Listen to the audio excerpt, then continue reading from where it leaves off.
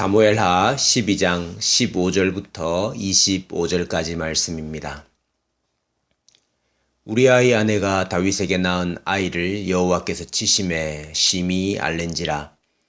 다윗이 그 아이를 위하여 하나님께 간구하되 다윗이 금식하고 안에 들어가서 밤새도록 땅에 엎드렸더니 그 집의 늙은 자들이 그 곁에 서서 다윗을 땅에서 일으키려 하되 왕이 듣지 아니하고 그들과 더불어 먹지도 아니하더라.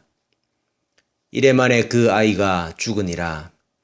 그러나 다윗의 신하들이 아이가 죽은 것을 왕에게 아뢰기를 두려워하니 이는 그들이 말하기를 아이가 살았을 때에 우리가 그에게 말하여도 왕이 그 말을 듣지 아니하셨나니 어떻게 그 아이가 죽은 것을 그에게 아뢰을 수 있으랴. 왕이 상심하시리로다 함이라. 다윗이 그의 신하들이 서로 수군거리는 것을 보고 그 아이가 죽은 줄을 다윗이 깨닫고 그의 신하들에게 묻되 아이가 죽었느냐 하니 대답하되 죽었나이다 하는지라. 다윗이 땅에서 일어나 몸을 씻고 기름을 바르고 의복을 갈아입고 여호와의 전에 들어가서 경배하고 왕궁으로 돌아와 명령하여 음식을 그 앞에 차리게 하고 먹은지라. 그의 신하들이 그에게 이르되 아이가 살았을 때에는 그를 위하여 금식하고 우시더니 죽은 후에는 일어나서 잡수시니 이 일이 어찌 됨이니까 하니 이르되 아이가 살았을 때에 내가 금식하고 운 것은 혹시 여호와께서 나를 불쌍히 여기사 아이를 살려주실는지 누가 알까 생각함이거니와 지금은 죽었으니 내가 어찌 금식하랴. 내가 다시 돌아오게 할 수 있느냐. 나는 그에게로 가려니와 그는 내게로 돌아오지 아니하리라 하니라. 다윗이 그의 아내 밧세바를 위로하고 그에게 들어가 그와 동침하였더니 그가 아들을 낳음에 그의 이름을 솔로몬이라 하니라. 여호와께서 그를 사랑하사 선지자 나단을 보내 그의 이름을 여디디아라 하시니 이는 여호와께서 사랑하셨기 때문이더라. 아멘. 당신이 그 사람이라 하는 나단의 책망을 받은 다윗은 눈물로 침상을 띄웁니다. 시편 51편에 나타난 다윗의 회개를 살펴보면 간음을 하고 거짓말을 하고 도둑질을 하고 살인을 한 그 죄 자체를 회개하는 것이 아니라 죄를 지을 수밖에 없는 존재로서의 자신을 고백하고 있습니다.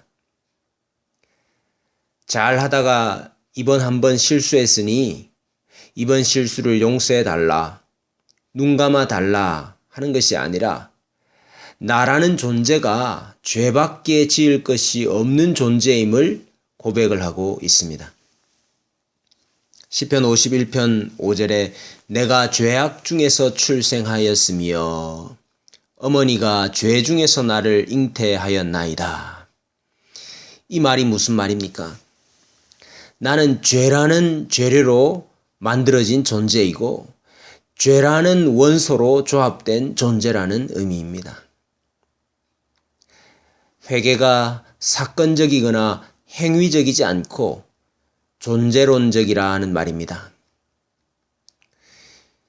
우리는 모든 인간이 본질상 죄인이라는 이 사실을 심장에 새기고 뼈에 새겨야 합니다. 인간이 죄밖에 지을 것이 없는 존재라는 사실이 가지는 가장 중요한 의미가 무엇입니까? 우리의 믿음과 신앙이라는 것이 하나님이라는 근거 위에서만 세워진다는 것입니다. 하나님의 약속, 하나님의 사랑, 하나님의 은혜, 이것이 우리가 신앙의 내용에 대해 얼마나 잘 알고 이해하고 있는가 보다도 또 우리의 믿음에 대해 우리가 얼마나 확신이 있는가 하는 것보다도 또 우리가 얼마나 열심히 있는가 하는 것보다 훨씬 앞서는 것이요. 그 근거와 이유가 되는 것입니다. 바로 이런 이유에 의해서 하나님은 다윗의 죄를 용서하십니다. 이것은 철저히 하나님의 약속과 은혜와 사랑에 근거한 것입니다.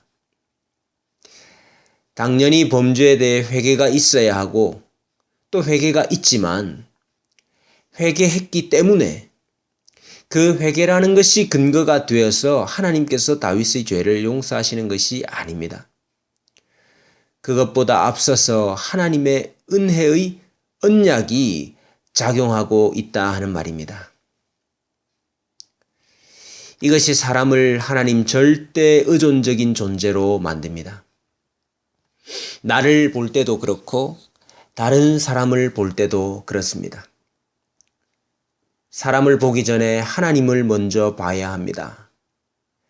그 사람의 어떠함을 보기 전에 하나님의 어떠하심을 먼저 봐야 합니다. 만약 여러분 주위에 누군가가 다윗과 같은 범죄를 저질렀다고 가정해 보십시오. 어떤 반응을 보여야겠습니까? 첫째, 뼈에 새겨져 있는 사실을 다시금 확인해야 합니다. 모든 인간이 죄인이라는 사실입니다.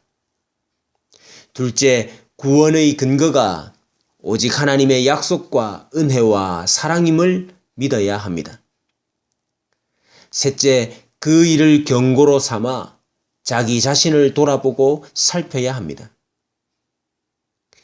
그 죄인을 어떻게 하실 것인가? 그것은 하나님의 손에 달린 것입니다.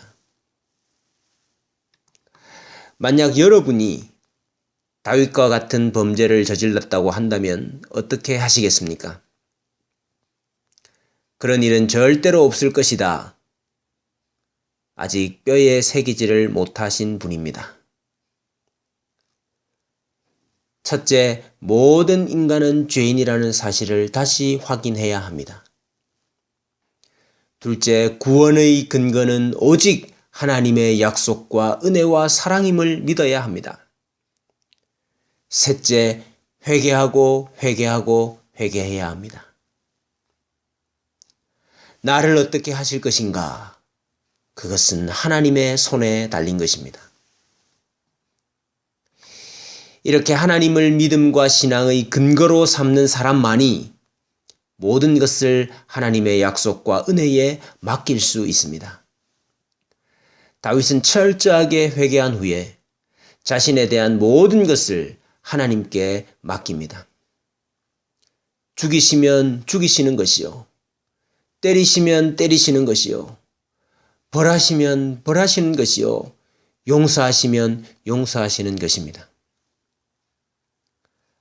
다윗은 아이를 살려달라고 7일 동안 금식하며 밤새도록 땅에 엎드려 있습니다.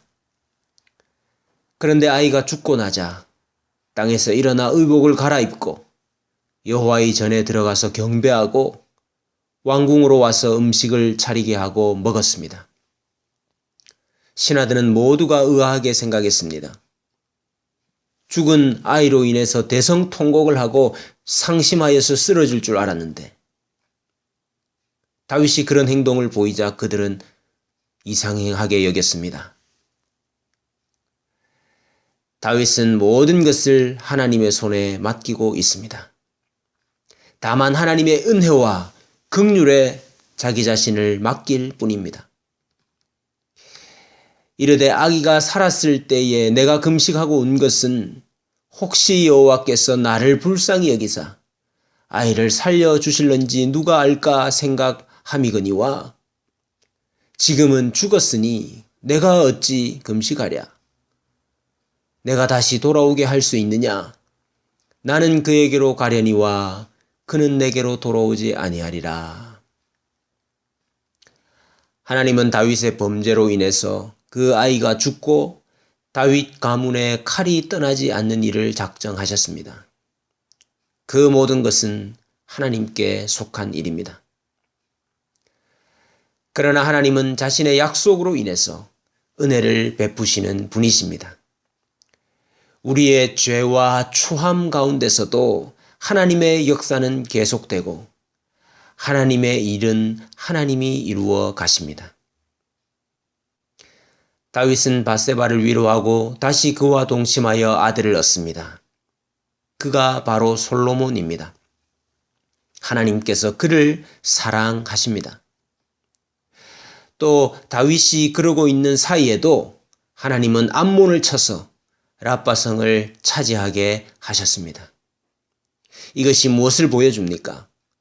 다윗의 죄에도 불구하고 하나님은 자기 약속을 신실하게 지켜나가고 있는 장면인 것입니다.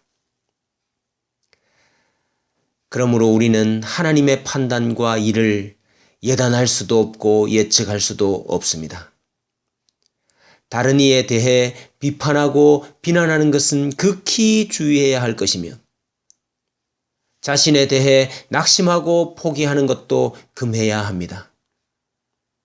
다만 우리는 하나님의 약속과 은혜와 그 사랑에 전적으로 자신을 내어 맡기고 하나님과 함께 살아가는 자가 되어야 할 뿐입니다. 죄인인 인간에게 그보다 더 좋은 방법이 무엇이란 말입니까? 죄인인 인간에게 그보다 더 좋은 길이 어디 있단 말입니까? 하루하루를 겸손히 주님과 동행하시는 그의 백성 되시기를 바랍니다.